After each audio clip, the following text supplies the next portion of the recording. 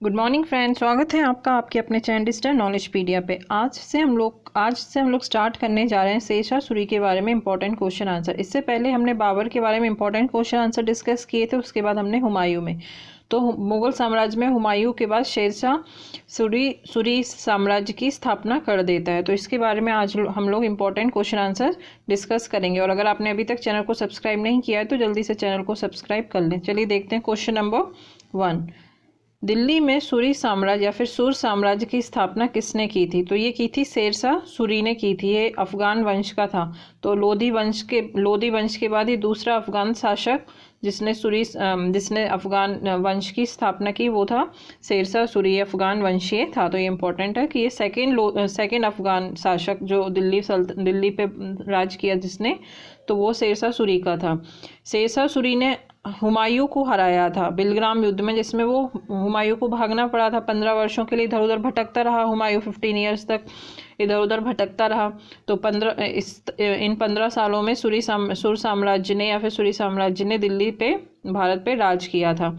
और इससे पहले जो शेरशाह सूरी था वो सबसे पहले बाबर की सेना में था। जो चंदेरी युद्ध बाबर ने लड़ा था उसमें ये बाबर की सेना में था। तो ये इंपॉर्टेंट है, शेरशाह सूरी ने चंदेरी युद्ध में बाबर की तरफ से मुगल सेना में भाग लिया था और उसके बाद उसने हुमायूं को बिलग्राम युद्ध में भगा दिया था इंडिया से। नेक्स्ट क्वेश्चन देखते हैं, क्वेश्चन नंबर 2। शेरशाह सूरी के पिता का नाम क्या था? तो शेरशाह सूरी के पिता का नाम हसन खां सुर था। ये जौनपुर के जागीरदार थे। ठीक है, जौनपुर के ये जागीरदार थे। नेक्स्ट क्वेश्चन देखते हैं, क्वेश्चन नंबर 3। शेरशाह सूरी का बचपन का नाम क्या था? तो शेरशाह सूरी का बचपन का नाम फरीद खां था। तो एक स्टोरी है कि फरीद खां होता है वो एक शासक के यहाँ काम किया करता था। तो वो जब जंगल में घूमने जाते हैं तो वहाँ पे शेर अटैक करता है। तो ये उस शेर को एक तलवार में ही काट देता है, अटैक को शेर को मार देता है। तो तब से ही उसका नाम शेर खां पड़ जाता है। नेक्स्ट क्वेश्चन देखते हैं, क्वेश्चन नंबर 4। फरीद खां को शेर खां की उपाधि किसने दी थी? तो जो फरीद खां होता है वो सुल्तान मोहम्मद बहार खान लोहानी के यहाँ पे की सेना में रहता था। तो इन्हीं ने, यही जो सुल्तान होता है मोहम्मद बहार खान लोहानी, इसको शेर खां की उपाधि देते हैं जब ये फरीद जो होता है वो शेर को एक तलवार के एक अटैक में ही मार डालता है। तो इसे तब से इसको शेर खां की उपाधि मिल जाती है। और ये बिहार के शासक थे, मोहम्मद बहार खान लोहानी बिहार के शासक थे। और साथ में इन्होंने बहार खान लोहानी ने इनका एक पुत्र होता है जलाल खां, उसका संरक्षक बना दिया था फरीद खां को या फिर शेर खां को। और आगे जाके जब इनकी मृत्यु हो जाती है मोहम्मद बहार खान लोहानी की, तो जो फरीद होता है वो क्या करता है, इनकी जो विधवा होती है दुदू बेगम, उनसे विवाह कर लेता है। तो इस तरीके से ये इनका जो राज्य होता है इसको मिल जाता है। नेक्स्ट क्वेश्चन देखते हैं, क्वेश्चन नंबर 5। शेर खां ने शेरशाह की पदवी किस युद्ध के बाद ली थी?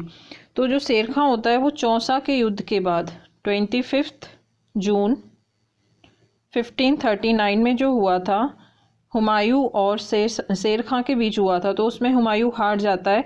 तो उस समय शेर खां जब जीत जाता है तो वो क्या करता है, शेर शाह की उपाधि धारण करता है। और हुमायूं बुरी तरीके से इसमें हार जाता है। और जीतने के बाद जब शेर शाह की उपाधि ले लेता है तो ये अपने नाम के खुतबा पढ़वाता है और सिक्के जारी करवाता है। ठीक है, तो ये इंपॉर्टेंट है। और इसके बाद इससे पहले जो 1529 में शेरशाह क्या करता है, जो बंगाल के शासक होते हैं नुसरत शाह जो होते हैं उनको हराकर ये हजरत अली की उपाधि धारण करता है। जब ये नुसरत शाह को हराता है तो हजरत अली की उपाधि धारण करता है, हजरत अली की।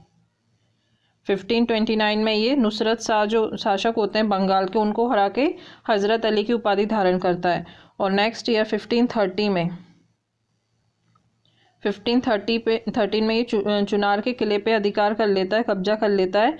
और उनकी वहाँ के शासक को मार के उनकी जो विधवा होती हैं ताज खां, जो उनके वहाँ के शासक होते हैं ताज खां, उनकी विधवा होती हैं लॉर्ड मलिका, उनसे ये विवाह कर लेता है।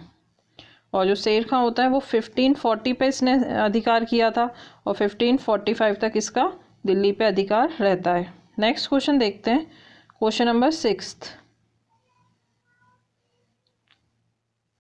क्वेश्चन नंबर 6 है, किस युद्ध के बाद शेरशाह ने आगरा और दिल्ली पर कब्जा कर लिया था? तो जो बिलग्राम या फिर जिसे कन्नौज का युद्ध भी कहते हैं, जो हुआ था 17 मई 1540 AD में हुआ था। इस युद्ध में हुमायूं बुरी तरीके से हार जाता है शेरशाह से। शेरशाह इसे बुरी तरीके से हरा देता है और हुमायूं को भागना पड़ता है। फिर वो 15 ईयर्स तक यहाँ वहाँ भटकता रहता है। तो शेरशाह इस युद्ध के बाद क्या करता है, दिल्ली और आगरा पे कब्जा कर लेता है। तो इसका ये दूसरी बार अफगान शासन जो होता है वो दिल्ली की गद्दी पे बैठ जाता है। दूसरा अफगान शासक होता है जो शेरशाह, वो दिल्ली पे अपना राज स्टार्ट कर देता है। नेक्स्ट क्वेश्चन देखते हैं 1540 से। बिलग्राम युद्ध 1540 से उसका शासन स्टार्ट हो जाता है। शेरशाह का जन्म कहाँ हुआ था? तो शेरशाह का जन्म 1472 में हुआ था पंजाब के होशियारपुर में बजवाड़ा में। ठीक है, बजवाड़ा में हुआ था। और इसके पिता हसन खां जौनपुर राज्य के सासाराम में एक जमींदार थे। नेक्स्ट क्वेश्चन देखते हैं क्वेश्चन नंबर 8। शेरशाह की मृत्यु के समय वह कौन सा आग्नेय अस्त्र चला रहा था? तो जब शेरशाह की मृत्यु होती तो वो उस समय उक्का नाम का एक आग्नेय अस्त्र है या फिर तोप कह सकते हैं, तो वो चला रहा था। तो वो तोप में से तोप में से जो गोला होता है वो आके बारूद के ढेर पे जाके गिर जाता है। तो उस विस्फोट की वजह से इसकी मृत्यु हो जाती है। तो 1540 से इसका शासन स्टार्ट होता है और 1545 में ये मर जाता है। तो सिर्फ 5 साल तक ही इसने शासन किया, लेकिन इन 5 सालों में इसने बहुत इंपॉर्टेंट काम किए जो हम लोग डिस्कस करेंगे आगे। नेक्स्ट क्वेश्चन देखते हैं क्वेश्चन नंबर 9। शेरशाह की मृत्यु किस किले को जीतने के समय हुई थी? तो शेरशाह जब कालिंजर के किले पे अटैक करता है तो उस समय उसकी मृत्यु हो जाती है। तो उस समय जो कालिंजर के शासक होते हैं वो होते हैं कीरत सिंह। तो वो कालिंजर के किले पे अधिकार करना चाहता है, लेकिन जो कालिंजर का किला होता है, ये जो चंदेल राजपूत होते हैं, ये कालिंजर का जो किला होता है वो बहुत ज़्यादा मजबूत होता है। तो ये 7 महीने तक शेरशाह इसको घेरे रहता है, लेकिन फिर भी एंटर नहीं हो पा रहा होता है। तो फिर तोप चलाने के लिए ये तोप चलाते हैं ताकि दीवार तोड़ दें। तो तोप चलाने में क्या होता है, बारूद के ढेर पे एक गोला आके गिर जाता है। तो बस उसी से इसकी मृत्यु, शेरशाह की मृत्यु हो जाती है। 22 मई 1545 में इसकी मृत्यु हो जाती है। और इसने जो दो इम्पोर्टेंट और जो इसके मिशन थे वो था 1542 का, मालवा पर अटैक इसने किया था और मालवा को इसने अपने अधीन कर लिया था। 1542 में इसने मालवा को अपने अधीन कर लिया था। और नेक्स्ट ईयर 1543 में इसने रायसेन में एक राजपूत शासक का वध किया था। रायसेन राजपूत शासक का वध किया था। तो वहाँ पे फिर जो राजपूत महिलाएं थी वो उन सबको जौहर करना पड़ा था। तो ये वाला जो रायसेन वाला अटैक है वो शेरशाह सूरी के ऊपर एक कलंक माना जाता है, क्योंकि इसमें बहुत सारी राजपूत महिलाओं ने जौहर किया था। नेक्स्ट क्वेश्चन देखते हैं क्वेश्चन नंबर 10। शेरशाह का मकबरा कहाँ बना हुआ है? तो शेरशाह का मकबरा सासाराम में एक झील के बीचों बीच बना हुआ है।